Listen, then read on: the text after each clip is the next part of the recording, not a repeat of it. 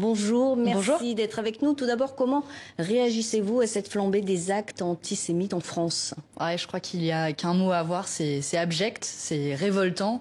Il ne faut pas céder le moindre centimètre, le moindre millimètre à l'antisémitisme. Et il va falloir avoir des sanctions sévères. Je pense que au moins, si j'espère qu'il y a quelque chose qui fait l'unanimité dans la classe politique, c'est bien ce sentiment de révolte face à ces actes. Et j'espère que aussi l'extrême droite n'aura aucune complaisance également face à ces actes. Plusieurs proches d'Emmanuel Macron sont partis ces dernières semaines. Dernier en date, Ismaël Emelien, c'est son conseiller spécial. Il vient de démissionner. Alors on dit qu'il aurait pu jouer un rôle dans l'affaire Benalla. Est-ce que vous voyez un lien? C'est pas à moi d'établir s'il y a un lien. J'espère que la justice fera son travail en la matière. Je constate quand même que l'édifice d'Emmanuel Macron est un peu en train de s'effondrer au fur et à mesure qu'on découvre un acte l'un après l'autre de l'affaire Benalla. Je crois qu'on en est à 5e, 6e révélation. Les épisodes durent depuis l'été. On voit que Alexandre Benalla n'était pas juste un garde du corps et qu'il était un pivot central dans l'édifice d'Emmanuel Macron et qu'il a joué un rôle qui est tout à fait discutable et que ça va bien au-delà de ces faits de violence. Donc j'espère que des comptes pourraient être rendus au plus haut de l'étage d'Emmanuel Macron. Et je pense que cette démission, si on la sort aussi du contexte de l'affaire Benalla, elle donne à voir plus généralement des doutes au sein de la majorité, des doutes qui sont émis à la suite de la loi anti-casseurs, qui est une des lois les plus graves en matière d'atteinte aux libertés fondamentales, avec des députés de la majorité qui s'abstiennent. J'aurais souhaité qu'ils votent contre, mais un député qui a quitté la majorité, un ancien avocat soutien d'Emmanuel Macron, François Sureau, qui parle d'atteintes très graves avec cette loi. Je pense que là, on arrive peut-être au bout d'un temps d'Emmanuel Macron. Il faudrait qu'il voie la réalité en face. Alors, je viens de le dire à l'instant, vous avez été choisi par Jean-Luc Mélenchon pour conduire la liste de la France Insoumise aux élections européennes. Je permets de préciser, choisi oui. par la France Insoumise, qu'on pense souvent que c'est Jean-Luc Mélenchon désigné. Jusqu'ici, vous étiez porte-parole d'Oxfam France. Est-ce que c'est le même combat? Alors, ce qui est sûr, c'est que je suis ici pour poursuivre les mêmes batailles, pour en fait donner une traduction politique à mon engagement associatif. Hier, comme actrice associative, je me battais contre l'évasion fiscale, je défendais une liste de paradis fiscaux qui soit crédible, par exemple, pour faire en sorte que les grandes multinationales et les plus riches arrêtent de piller nos ressources fiscales, arrêtent notamment aussi de piller les ressources fiscales des pays en développement. Combat contre les inégalités. Et c'est ce combat-là que moi je veux mener sur la scène politique. Aussi, c'est le fruit, vous savez, de frustration quand on est acteur associatif. Combien de fois on essaie d'obtenir une loi, une directive européenne, et puis elle est bloquée au dernier moment, notamment sous l'effet des lobbies.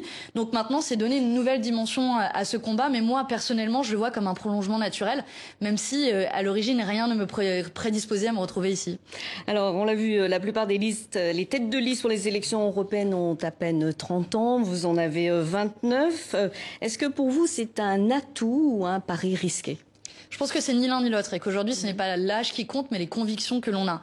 Certains jeunes ont en fait des convictions d'un autre âge, des convictions en termes, si on regarde libéralisme économique, hyper conservateur sur les questions sociales. Je pense notamment à l'IVG s'agissant de François-Xavier Bellamy, tête de liste pour les Républicains à droite. Donc ce qui compte aujourd'hui c'est pas l'âge, ce qui compte c'est l'engagement, ce sont les convictions. C'est peut-être aussi la fougue qui peut être un atout de la jeunesse, mais je pense aussi la sincérité. Moi, j'ai jamais fait de politique avant. Je viens avec peut-être ma naïveté, mais aussi ma volonté de me battre pour défendre ce projet-là que je défendais avant dans le secteur associatif. Et je pense que ça n'a pas forcément de rapport avec l'âge. Alors demain, vous allez animer avec Manuel Bompard votre premier grand meeting de campagne à Souillac, là où a eu lieu d'ailleurs le grand débat national avec le président français. Est-ce que vous allez vous rendre dans toutes les villes où Emmanuel Macron s'est rendu? Non, mais la différence, c'est que nous allons à la rencontre des citoyens. Là où Emmanuel Macron se rend et à Souillac pour discuter uniquement avec des maires, nous voulons vraiment débattre avec les citoyens à Souillac et dans les alentours, dans ces zones qui sont souvent délaissées par la politique, dans ces zones qui souffrent plus que d'autres de la casse des services publics, avec des petites gares qui ferment, des hôpitaux qui sont peu à peu dépouillés.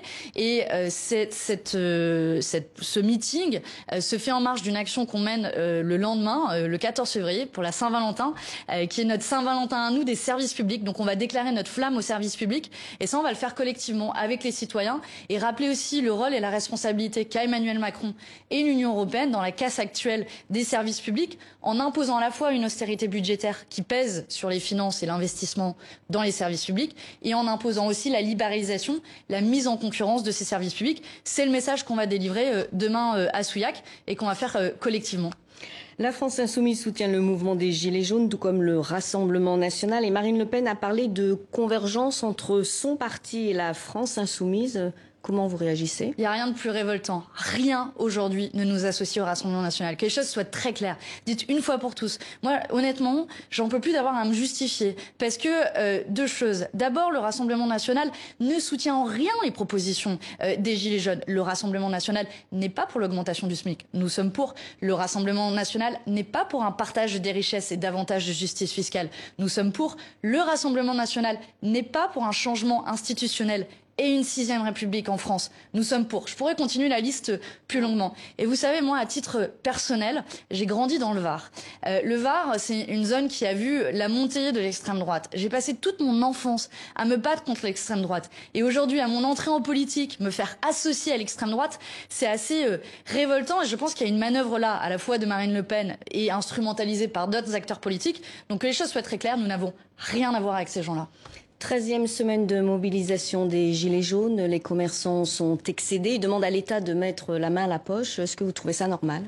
La seule réponse qui est apportée face à cela, c'est au gouvernement d'apporter, c'est une réponse politique. Si le gouvernement avait répondu dès la première semaine aux attentes et aux revendications des Gilets jaunes, s'il avait rétabli l'impôt de solidarité sur la fortune, s'il avait proposé le référendum d'initiative citoyenne, s'il avait fait du partage des richesses une question clé de son quinquennat, alors nous n'en serions pas à la 13e semaine de mobilisation, et alors les petits commerçants n'en souffriraient pas. Et puis la deuxième chose que je voulais dire auprès des petits commerçants et plus généralement des petites entreprises, c'est que aujourd'hui, le gouvernement a fait le choix d'avoir une politique économique qui ne leur est pas favorable. Quand le gouvernement a investi plus de 40 milliards d'euros dans le crédit d'impôt compétitivité emploi, qui bénéficie davantage aux grandes entreprises, ce n'est pas une politique en faveur des petites entreprises. Quand le gouvernement laisse passer des mesures qui pourraient lutter contre l'évasion fiscale et ne les prend pas, ça ne bénéficie pas aux petites entreprises qui n'ont pas de filiales dans les paradis fiscaux. Donc je veux avoir un mot de solidarité pour ces petites entreprises-là et leur dire que la responsabilité est du côté du gouvernement. Merci beaucoup Manon Aubry pour cet entretien. Je rappelle que vous êtes tête de liste de la France insoumise pour les élections européennes de mai prochain. Merci.